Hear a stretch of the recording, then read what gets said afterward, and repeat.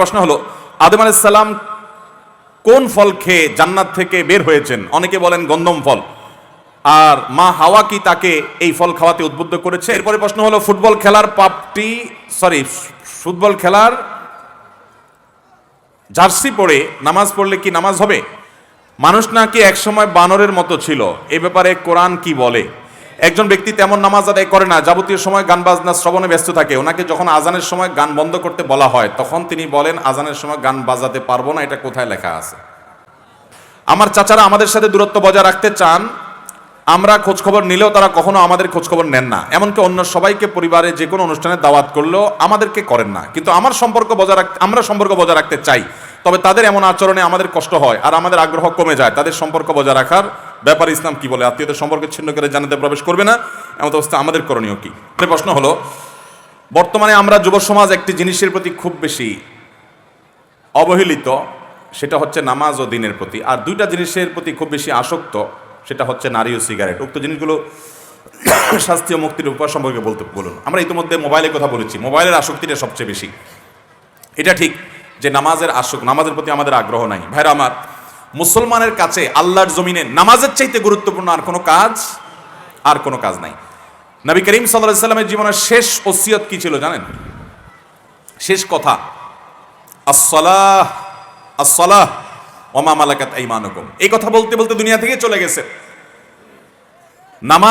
নামাজ এ ব্যাপারে তোমরা লক্ষ্য রাখবে। আমি এই মাহফিলে মঞ্চে আসার আগে খাচ্ছিলাম, এক ভাই পাশ থেকে বলছিলেন আজকে 50,000 মানুষ সবাই আসছে, এর ভিতরে 1,000ও আগামীকাল ফজর নামাজ পড়বে কিনা আমার সন্দেহ। এটাই আল্লাহর বান্দা বলছেন। এখন তার এই কথাটাকে মিথ্যা প্রমাণ করতে পারেন আপনারা। কয়জন আছেন সত্যি আগামীকাল ফজরের নামাজ পড়বেন, জান যায় জীবন যাক প্রতিজ্ঞা করছেন এই মজলিসে যে আজকে ফজর নামাজ পড়বই? কয়জন আছেন দেখে হাত তোলেন। সবাই? আল্লাহ তাআলা সবাইকে পড়ার তৌফিক দান করুন। মাশাআল্লাহ। এখানে যদি সবাই মুসলমান, নামাজ পড়া ছাড়া মুসলমান থাকার কোনো সুযোগ আছে? অতএব ফজর নামাজ পড়বেন ভাইরা আমার। ফজর নামাজ পড়ার জন্য আপনাকে রাতে তাড়াতাড়ি শুইতে হবে।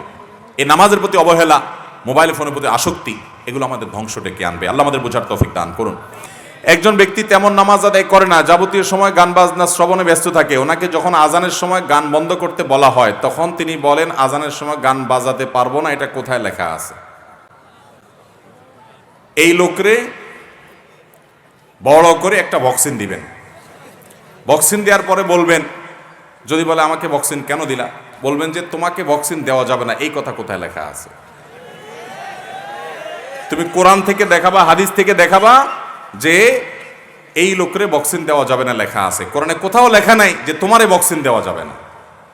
অতএব বক্সিন কেন, আরেকটা দেব।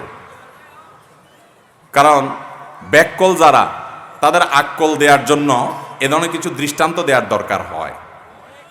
কোরআনে আল্লাহ রাব্বুল আলামিন তোমাকে আলাদা করে বলে নাই যে আজানের সময় গান শুনবা না, কিন্তু লাহওয়াল হাদিস ওয়া মিনান নাসি মান ইয়াশতারি লাহওয়াল হাদিস, এই আয়াতের ব্যাখ্যায় সারা বিশ্বের কোরআনের সবচেয়ে বড় ব্যাখ্যাতা, নবী সাল্লাল্লাহু আলাইহি সাল্লামের পক্ষ থেকে সার্টিফাইড ব্যাখ্যাতা রাইসুল মুফাসসিরিন আব্দুল্লাহ ইবনে আব্বাস রাদিয়াল্লাহু আনহু সহ বিশ্ববিখ্যাত মুফাসসিরগণের তাফসীর হলো এখানে আল্লাহ রাব্বুল আলামিন বাদ্যযন্ত্র সহকারে গান সেটাকে হারাম করেছেন।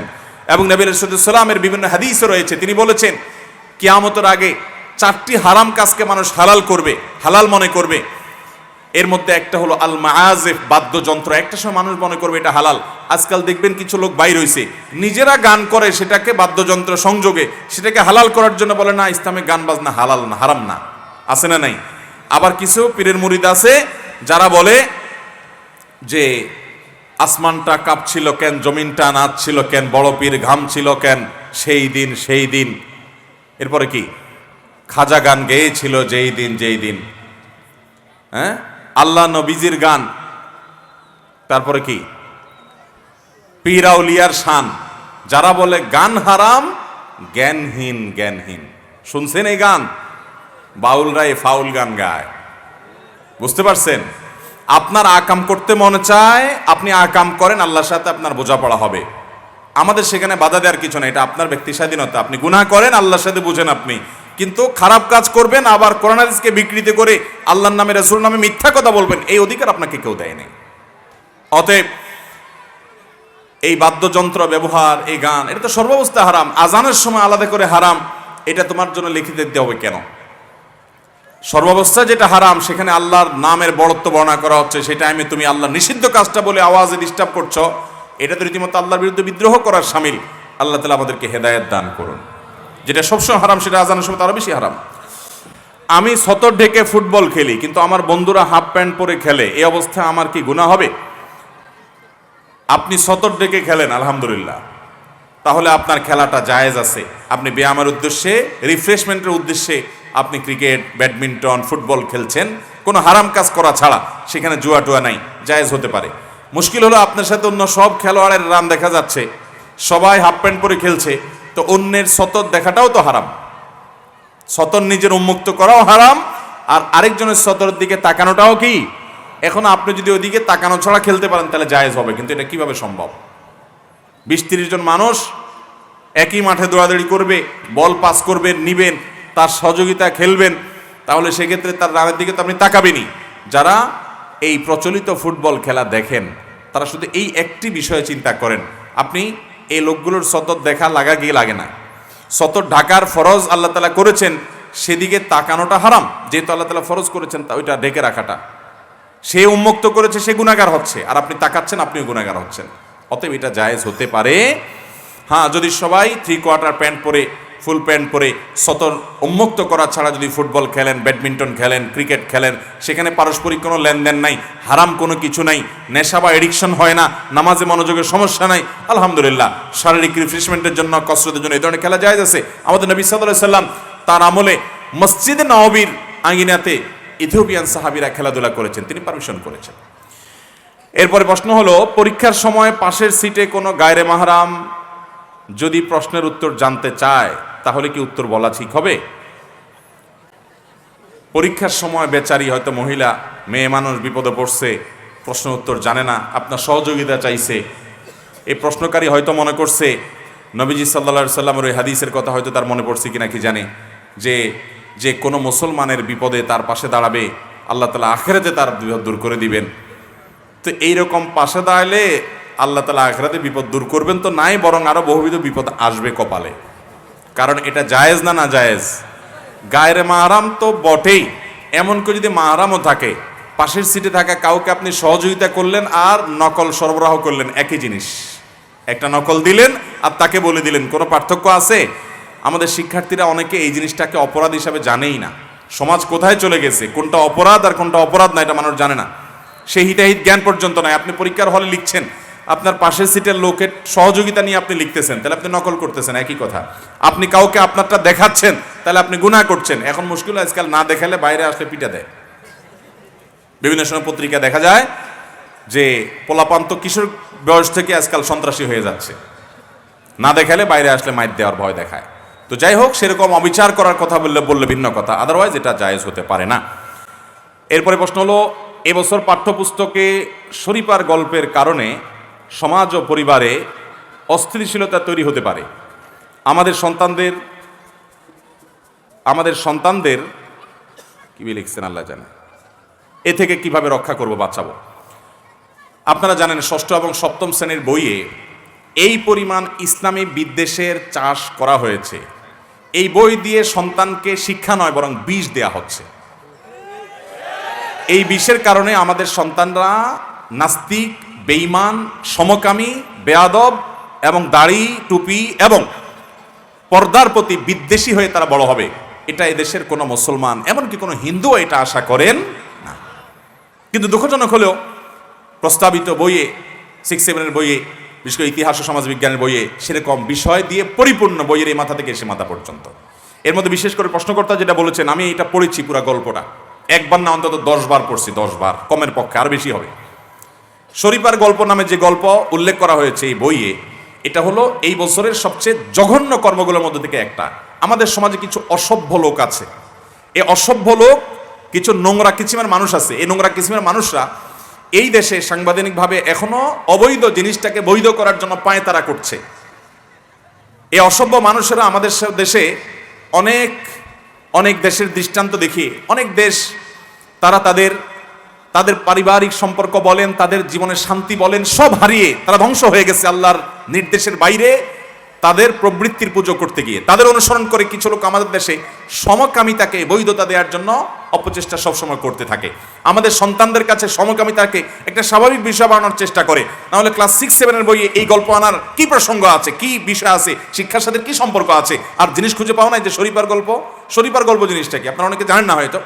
শরীফার গল্প বলতে বোঝানো হচ্ছে যে এই বইয়ে লেখা আছে যে একটা লোক, সে এক সময় তার নাম ছিল শরীফ, সে ছেলে ছিল এবং মাথা থেকে পা পর্যন্ত তার শরীরের সমস্ত অঙ্গ প্রত্যঙ্গ অবকাঠামো সবগুলো পুরুষের।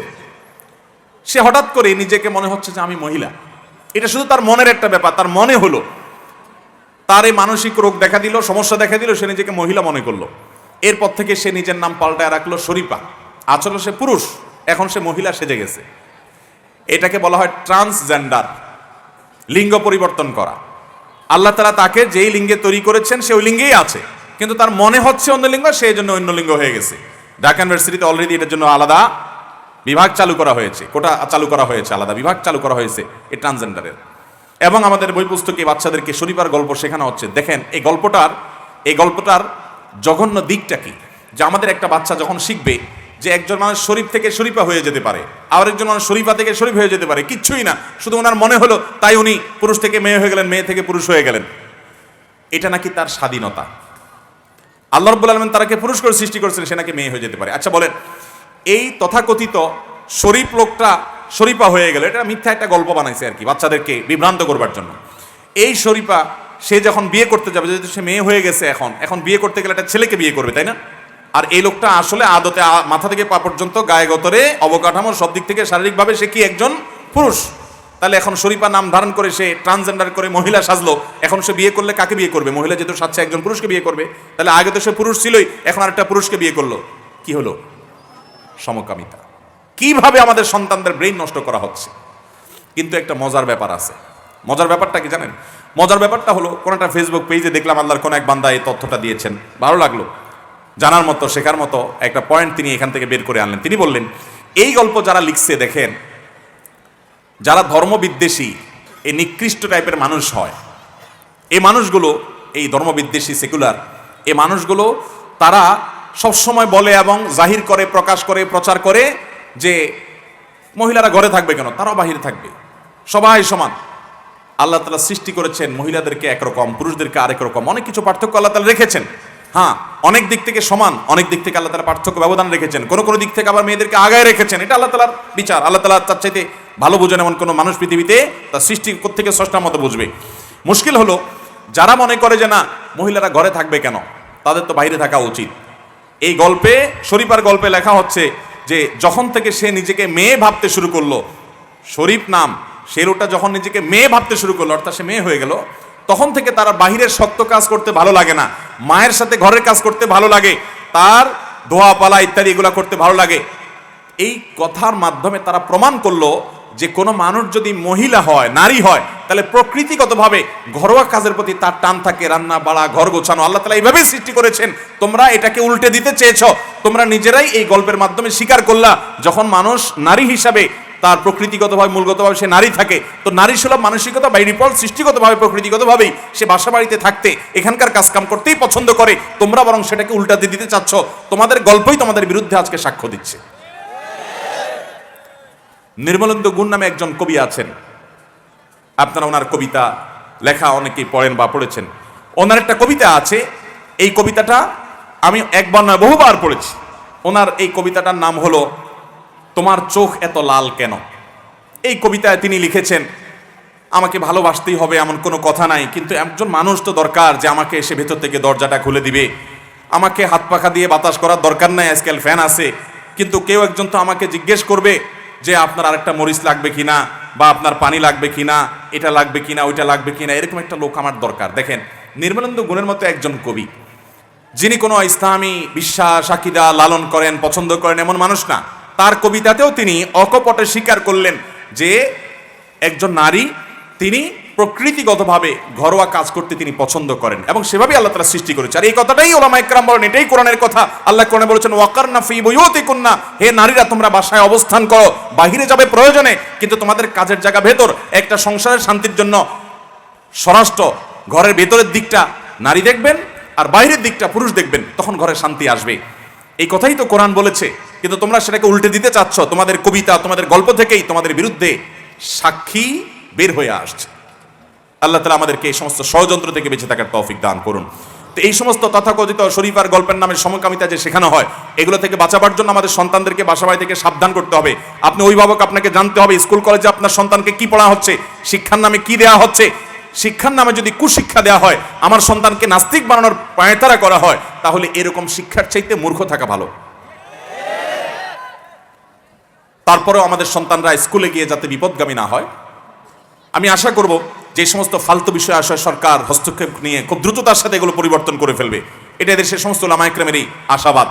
কারণ এই বিশ্বাস, এই সমস্ত ফালতু জিনিসের বিশ্বাস, আকীদা এদেশে মুসলমান হিন্দু কেউ লালন করে না। এগুলোকে চাপাই দেওয়া, অপ্রাসঙ্গিক অবান্তরভাবে পোলাপানের মাথা নষ্ট করে পোলাপানকে সমকামিতার দিকে নেওয়ার অপচেষ্টার নামান্তর। এই জন্য অভিভাবকরা বাসা থেকে সাবধানতা অবলম্বন করবেন, বাচ্চাদেরকে শেখাবেন। আমার চাচারা আমাদের সাথে দূরত্ব বজায় রাখতে চান, আমরা খোঁজখবর নিলেও তারা কখনো আমাদের খোঁজখবর নেন না। এমনকি অন্য সবাইকে পরিবারে যে কোনো অনুষ্ঠানে দাওয়াত করলেও আমাদেরকে করেন না। কিন্তু আমরা সম্পর্ক বজায় রাখতে চাই, তবে তাদের এমন আচরণে আমাদের কষ্ট হয় আর আমাদের আগ্রহ কমে যায়। তাদের সম্পর্ক বজায় রাখার ব্যাপারে ইসলাম কি বলে? আত্মীয়দের সম্পর্কে ছিন্ন করে জান্নাতে প্রবেশ করবে না, এমন অবস্থা আমাদের করণীয় কি? দেখুন, এই রোগটা আমাদের সমাজে ঘরে ঘরে আছে। আপনি ভালো থাকতে চান, কিন্তু আপনার আত্মীয় আপনার সাথে ভালো থাকতে চায় না, আছে না নাই?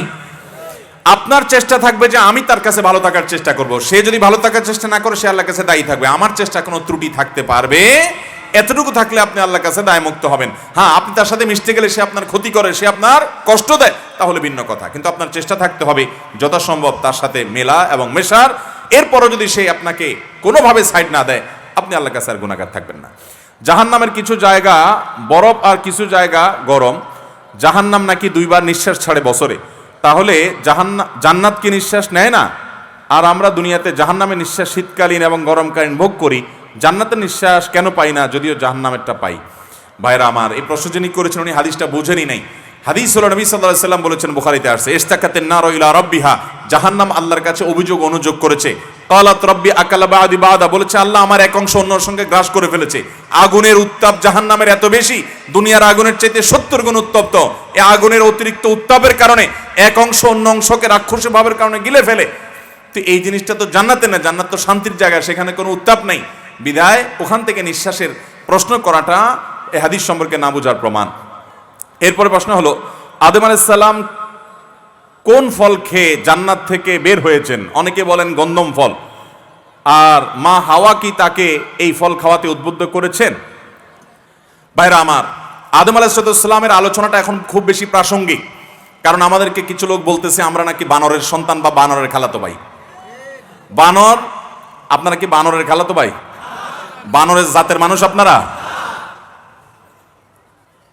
বানর থেকে মানুষ হয় নাই। তো আদম আলাইহিস সালাম মানুষ, তার বংশে তার সন্তানদের মধ্যে কিছু মানুষের জন্ম হয়েছে, চিন্তা চেতনা তারা বানরের মতো। তাহলে আমরা বলতে পারি বানর থেকে মানুষ হয় না, বরং মানুষ থেকে কিছু বানর হয়েছে। চেহারা শুরুতে মানুষের হলে কি হবে? আচার আচরণে চিন্তা চেতনা কিসের মতো? বানরের মতো। আল্লাহ তাআলা এই সমস্ত বানরের বাদরামো থেকে আমাদেরকে হেফাজত করুন। এদেশের মানুষকে বানরের বাদরামি থেকে রক্ষা করুন। সামান্য কয়েকজন নাস্তিক, সেকুলার, উগ্র ধর্মবিদ্বেষী, এদেশের মুসলিম হিন্দু নির্বিশেষে ধর্মপ্রাণ প্রায় সব মানুষ এদেশে ধর্মপ্রাণ। এদেশের প্রতিষ্ঠাতা বঙ্গবন্ধুর প্রতিটা বক্তব্যে ইনশাআল্লাহ আল্লাহ নাম ছিল। এদেশের রাজনীতিবিদ বলেন, অন্য যে কোনো বিষয়ে সব মানুষ দেখবেন একটা নামাজ পড়ুক না পড়ুক আল্লাহর নাম মুখে নেয়, অথচ পাঠ্যপুস্তক পুরাটা ঘাটার পর আল্লাহর নাম খুঁজে পেতে কষ্ট হয়ে যায়, দুষ্কর হয়ে যায়। সামান্য কয়েকজন নাস্তিক, সেকুলার, কয়েকজন ধর্মবিদ্বেষী জঘন্য মানুষের কাছে গোটা দেশের মানুষ জিম্মি। তারা সরকারকেও জিম্মি করে রাখে, সরকার মাথার উপরে কাঁঠাল ভেঙে খায়, এবং শিক্ষার নামে কুশিক্ষা ঢুকে আমাদের সন্তানদেরকে ধ্বংস করার পায় তারা করে। আল্লাহ রাব্বুল আলামিন এই সকল বাঁদরদের বাদরামো থেকে আমাদেরকে হেফাজতে রাখুন। ভাইরা আমার, তো নবী করিম সাল্লাল্লাহু আলাইহি সাল্লাম এর বিভিন্ন হাদিসের আলোকে কোরআনে কারীমের আয়াতে সুস্পষ্ট রয়েছে, আমরা জানি আদম আলাইহিস সালামকে আল্লাহ তাআলা জান্নাতে একটা বিশেষ ফল, গাছের ফল খেতে নিষেধ করেছেন, তাকে এবং তার স্ত্রী হাওয়াকে। সেই ফলটা কি ছিল? আমাদের সমাজে বহুল প্রচলিত আছে, গন্ধম ফল ছিল। গন্ধম ফার্সিতে বলা হয়, এটাকে বাংলা বলে কি? গম। গন্ধম মানে কি? গম। অনেকে নিশ্চিতভাবে বলেন যে এটা গন্ধম ফল খেতে নিষেধ করেছেন। মূলত এই সম্পর্কে তাফসিরে তাবারিতে ইমাম ইবনে জারির তাবারি রাহিমাহুল্লাহ তিনি অনেকগুলো মত উল্লেখ করেছেন, যে অনেকে বলেছেন এটা আঙ্গুর ছিল, কেউ বলেছেন খেজুর ছিল, কেউ বলেছেন তিন ছিল, কেউ বলেছেন জাইতুন বা জলপাই ছিল। অনেকগুলো মতামত আছে। তিনি এই মতামতগুলো উল্লেখ করে বলেছেন এর একটাও না কোরআনের আয়াতে সুস্পষ্ট আছে, না কোনো বিশুদ্ধ হাদিস দ্বারা প্রমাণিত আছে। এটা বিভিন্ন বিষয়ের উপরে গবেষণা করে অনেকে মন্তব্য করেছেন মাত্র। অতএব নির্দিষ্ট গাছ থেকে আল্লাহ তাআলা খেতে নিষেধ করেছেন, এটুকু চূড়ান্ত। সে গাছটা কি, সে গাছের কি ফল ছিল, নাম কি ছিল, এটা কোনো চূড়ান্ত এবং নিশ্চিত করে বলা সম্ভব নয়। অনেকে ধারণা করে এবং গবেষণা করে যার যার মতো মতামত ব্যক্ত করেছেন। এই মতামতগুলো বিশ্বাস করা না করাতে কিছু আসে যায় না। তবে হ্যাঁ, এটা ঠিক যে এই ফল থেকে প্রথম হাওয়া খেয়েছেন। শয়তান প্রথম মা হাওয়াকে প্ররোচিত করেছে যেটা খান। উনি এটা খাওয়ার পরে আদম আলাইহিস সালামকে খেতে বলেছেন, তারপর তিনি খেয়েছেন। এই কথা সহিহ মুসলিমের হাদিস থেকে স্পষ্টত বোঝা যায়। এরপরে প্রশ্ন হলো, ফুটবল খেলার জার্সি পরে নামাজ পড়লে কি নামাজ হবে যদি সেটাতে কোনো ছবি না থাকে? কোনো ছবি যদি না থাকে, নামাজ পড়লে নামাজ হয়ে যাবে। কিন্তু সেখানে খেলোয়াড়ের নাম আছে, একজন কাফের হতে পারে, একজন মুসলমান, খেলোয়াড়ের নাম আছে, এই নামটা পেছনে মুসল্লি দেখে দেখে পড়বে, মনোযোগ নষ্ট হবে। এরকম অন্য যে কোনো জামাও যদি থাকে যে অন্যের মনোযোগ আকৃষ্ট করতে পারে। তাছাড়া আপনি এই ধরনের জার্সি পরে কোনো গুরুত্বপূর্ণ মিটিংয়ে যাবেন না, সম্মানজনক কোনো জায়গায় যাবেন না। আল্লাহ বলেছেন, ইয়া বানি আদম খুযু যিনাতাকুম ইনদা কুল্লি মাসজিদ। প্রত্যেক নামাজের সময় সুন্দর পোশাক, উত্তম পোশাক পরিধান করতে হবে আমাদেরকে। বিদায় একজন মুসলমান এই ধরনের বিষয়, নামাজের ক্ষেত্রে এই ধরনের পোশাক পরে নামাজ পড়তে যাওয়া উচিত না। কিন্তু যদি যায়, নামাজ হয়ে যাবে। তবে যেতে তাকে সুন্দর পরিপাটি হয়ে সম্ভ্রান্ত পোশাক পরে মসজিদে যাওয়ার চেষ্টা করা উচিত। মানুষ নাকি একসময় বানরের মতো ছিল, এ ব্যাপারে কোরআন কি বলে? ভাইরা আমার, কোরআন কি বলে যদি বলেন তাহলে বলবো, কোরআন তো বলে, আল্লাহ তাআলা সূরা ৩ মধ্যে বলেছেন, লাকাদ খালাকনাল ইনসানা ফি আহসানি তাকওয়িম। এর অর্থ কি? আল্লাহ বলেছেন, আমি মানুষকে সৃষ্টি করেছি সবচেয়ে সুন্দর অবয়ব দিয়ে, সবচেয়ে সুন্দর অবকাঠামো দিয়ে, সবচেয়ে সুন্দর সূরত দিয়ে। আল্লাহ তাআলা এই আয়াতে বলছেন, আল্লাহ আমাদেরকে সৃষ্টি করেছেন সুন্দর করে, বানরের মতো সৃষ্টি করেন নাই। এই আয়াত বলছে আল্লাহ তাআলা মানুষকে বানরের মতো সৃষ্টি করেন। যারা বলছে যে বানর, শিম্পাঞ্জি যে প্রাইমেট থেকে, একই প্রাইমেট থেকে মানুষ হয়েছে, আমরা বানরের ওই প্রজাতির ওই রকম ছিলাম, শত শত হাজার হাজার লক্ষ লক্ষ কোটি বছর বিবর্তন হতে হতে এখন আমরা এরকম হয়ে গেছি। এদের কাছে প্রশ্ন রাখবেন, কোটি বছরের পরিবর্তনে বানরের মতো ছিলাম, এখন মানুষের মতো হয়েছি, তো এখন এই কোটি বছরের ভিতরে আবার এই অবস্থা পরিবর্তন হয়ে আরেকটা কেন হয় নাই? তোমার পরিবর্তন এখন থেমে গেল কেন? আর কোটি বছর আগে আমরা বানর মতো ছিলাম, এটা তুমি দেখছো না, তোমার বাপ বানরে দেখছে, কে দেখছে? আল্লাহ তাআলা এই সমস্ত মূর্খতা থেকে আমাদেরকে বেঁচে থাকার তৌফিক দান করুন। কোরআনে কারীমের এই আয়াত পরিষ্কার বলছে যে এই সমস্ত ডাহা মিথ্যা কথা, শিক্ষার নামে এগুলো পড়ানো আমাদের সন্তানদের কোনোদিন আমাদের কাছে গ্রহণযোগ্য হতে পারে না। মুসলমানদের বা ধার্মিক মানুষদের ট্যাক্সের টাকায় তার সন্তানকে অধর্ম পড়ানো হবে, এই অধিকার কখনো এই সকল সেকুলার যারা বই লেখার নাম দিয়ে তারা আমাদের সন্তানদেরকে কুশিক্ষা গেড়ানোর চেষ্টা করছে, সেটা কখনো গ্রহণযোগ্য হতে পারে। বুখারীর একটি হাদিস আছে, আপনারা অনেকে শুনেছেন। নবী আলাইহিস সালাম বলেছেন, ইন্নাল্লাহা খালাকাল্লাহু আদামা আলা সূরাতিহি।